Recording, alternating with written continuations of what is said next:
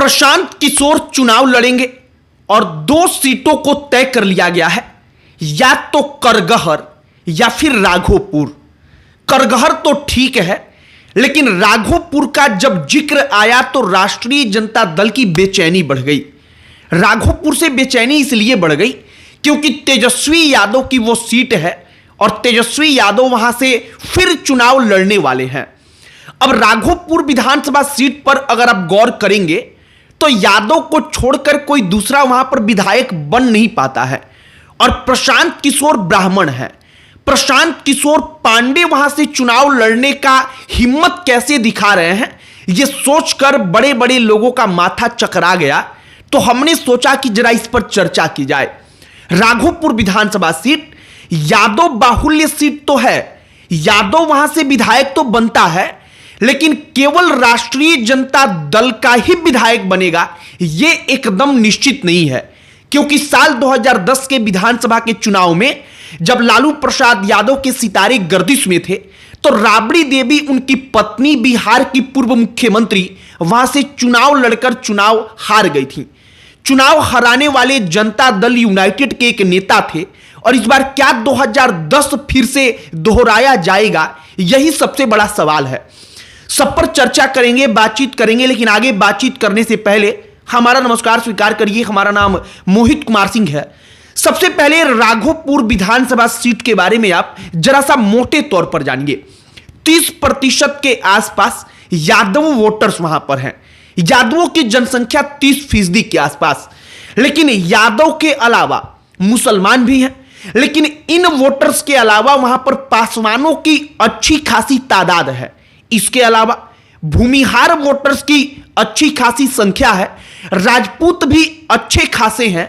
कुल मिलाकर के कहने का मतलब है कि तेजस्वी यादव की पार्टी राष्ट्रीय जनता दल का जो कोर वोटर है, उन कोर वोटर्स को छोड़कर अगर अन्य की बात की जाए तो अन्य जातियों के भी वोटर्स की दखल अंदाजी अच्छी खासी है।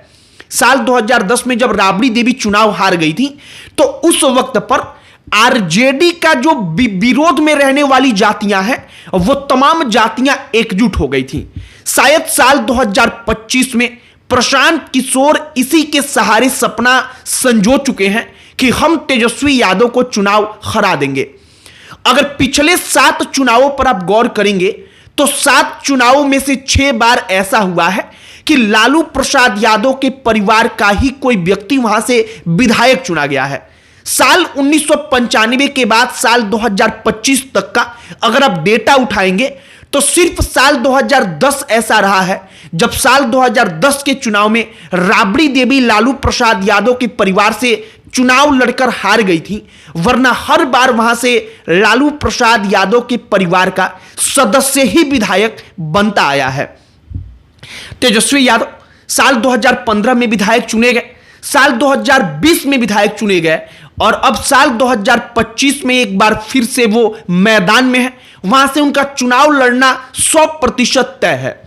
अब प्रशांत किशोर और राघोपुर को लेकर इतनी चर्चाएं क्यों, जरा पे ये भी समझिए। प्रशांत किशोर के नाम का एक फॉर्म जो था, वो फॉर्म जो प्रशांत किशोर की पार्टी जन सुराज का एक कार्यकर्ता है वो खरीद करके भर देता है। उसी वक्त पर यह चर्चाएं चली कि क्या जन सुराज प्रशांत किशोर को राघोपुर से चुनाव लड़ाएगी। अब राघोपुर से चुनाव लड़ने का प्रशांत किशोर के मन में जो ख्याल चल रहा है, हमें लगता है कि उससे उनको लगता है कि 2 प्रकार का फायदा होगा। सबसे पहला फायदा कि तेजस्वी यादव के खिलाफ वो चुनाव लड़ेंगे तो प्रशांत किशोर चर्चा का विषय बने रहेंगे, वो सीट हॉट सीट बन जाएगी और प्रशांत किशोर की जितनी चर्चाएं होंगी वहां पर वो जितने अच्छे से फाइट करते हुए नजर आएंगे, जो जन सुराज के कार्यकर्ता हैं उनका हौसला बढ़ेगा और आम जनता के मन में विश्वास बढ़ेगा। दूसरी बात, प्रशांत किशोर जो मुख्यमंत्री नीतीश कुमार हैं उनके सामने चुनाव नहीं लड़ सकते हैं, क्योंकि नीतीश कुमार चुनाव लड़ते ही नहीं, बल्कि वो विधान परिषद के जरिए विधान परिषद के सदस्य बनकर के मुख्यमंत्री पद की शपथ लेते रहे हैं और प्रशांत किशोर इस बात को दोहराते भी हैं।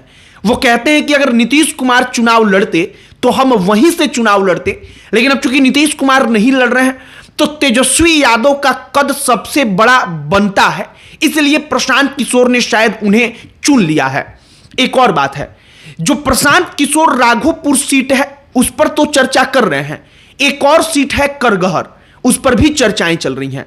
करगहर को लेकर के यह चर्चा है कि प्रशांत किशोर का एक मन कह रहा है कि करगहर से चुनाव लड़ा जाए। करगहर से क्यों? तो इसका कारण है कि करगहर प्रशांत किशोर की अपनी माटी है, अपनी जन्मभूमि है, और करगहर से वो चुनाव लड़ेंगे तो अपने लोगों के बीच में उनको वोट मांगना पड़ेगा। करगहर से चुनाव लड़ेंगे तो करगहर में मौजूदा विधायक जो हैं वो मौजूदा विधायक भी ब्राह्मण हैं, मतलब कि ब्राह्मणों की अच्छी खासी पकड़ है, और प्रशांत किशोर के नाम के आगे भी पांडे टाइटल लगा है, वो ब्राह्मण है, तो उनको शायद वहां पर फायदा हो सकता है।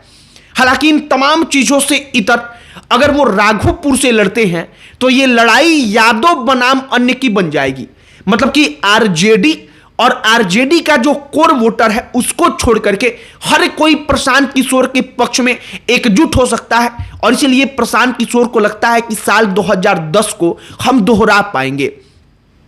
फिलहाल अगर राघोपुर विधानसभा सीट पर ईमानदारी पूर्वक हम उसका आकलन करें तो हमें लगता है कि प्रशांत किशोर चुनाव लड़ेंगे, और भारतीय जनता पार्टी और जनता दल यूनाइटेड पिछले दरवाजे से प्रशांत किशोर को समर्थन देंगे। मतलब कि उनकी तरफ से कैंडिडेट तो होगा, लेकिन वो कैंडिडेट इतने प्रभावी तरीके से चुनाव नहीं लड़ेगा।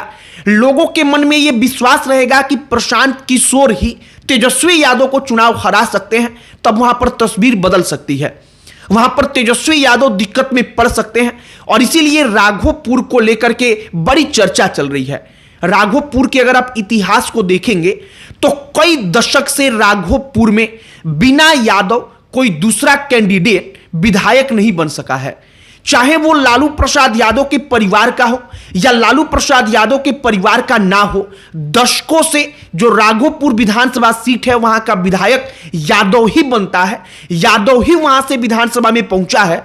लेकिन अगर प्रशांत किशोर चुनाव लड़ते हैं, तेजस्वी को हरा पाते हैं, तो यह भी अपने आप में एक रिकॉर्ड होगा।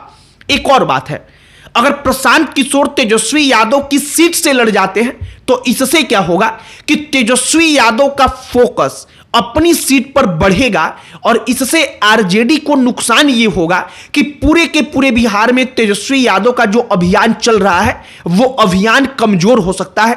तेजस्वी यादव का दिमाग पूरे के पूरे बिहार से इधर उधर हट सकता है, केवल अपने सीट तक सीमित रह सकता है, और इसका फायदा दूसरी पार्टियों को मिलेगा। बाकी राघोपुर से चुनाव लड़ने की जो चर्चाएं हैं हमने उसके बारे में बताया, और राघोपुर का इतिहास बताया, जिससे आप समझ पाए कि वहां पर यादव कितना बड़ा कारण है, कितना बड़ा वहां के चुनाव में इंपैक्ट क्रिएट करने वाली जाति है। बाकी आपकी प्रतिक्रिया क्या है कमेंट बॉक्स में लिखकर बताइएगा। इस वीडियो को वहीं पर समाप्त करते हैं। अंत में हमारा परिचय, हमारा नाम मोहित कुमार सिंह है। बहुत बहुत धन्यवाद।